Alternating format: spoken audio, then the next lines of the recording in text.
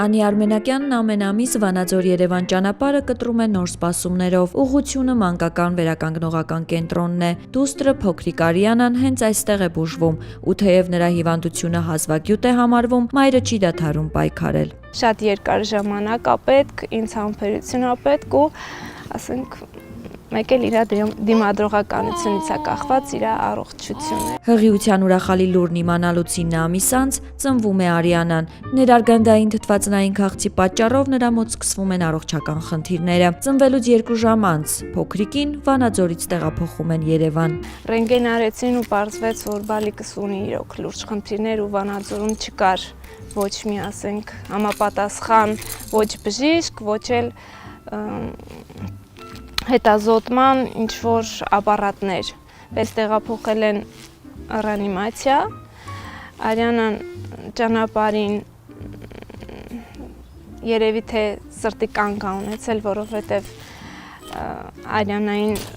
թթվածին էին արդեն միացրել ու ամբողջ դեմքը կապույտ էր իրա, երբ որ ես ռեանիմացիայից իրան վերցրել եմ։ Ունի բնածինարատություն հաստատվեց իր մոտ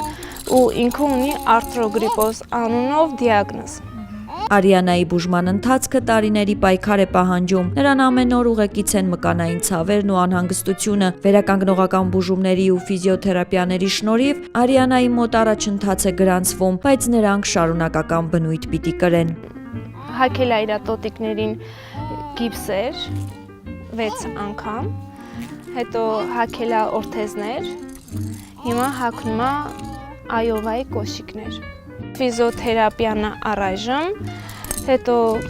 մենք ստեղ պարզեցինք, որ Արիանան MRT-ից հետո պարզվեց, որ Արիանան գլխում ունի կիստ է ու բավականին հավաքված հեղուկ։ Հետո ինձ, չգիտեմ ճիշտն ասած, ես մի քիչ անհանգիստ եմ, բայց ինձ բացատրեցին ու ես լիովին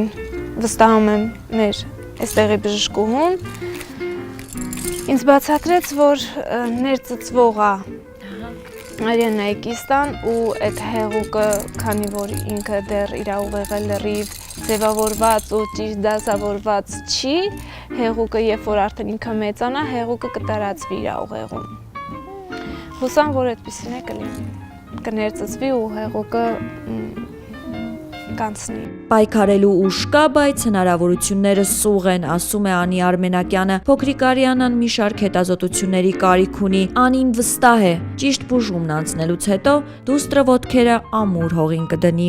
Դոկտորն ասում է, որ ինքը շատ գեղեցիկ ոտքեր ունի։ Շնորհակալ եմ բոլորից, որտեղ իրանք շատ ուշադրեն իմ երեխու հանդեպ ու ամեն ինչ անում են, որպեսզի Արիանան ոտքի կանգնի։ Մենք պետք է վճարենք 430,000 դրամ, որպեսզի իմանանք, թե Արիանայի այդ հիվանդությունը որտեղից է ծագել, արդյոք ժառանգական է թե ոչ, ես այս պահին ուղղակի չունեմ այդ 430,000 դրամը, որպեսզի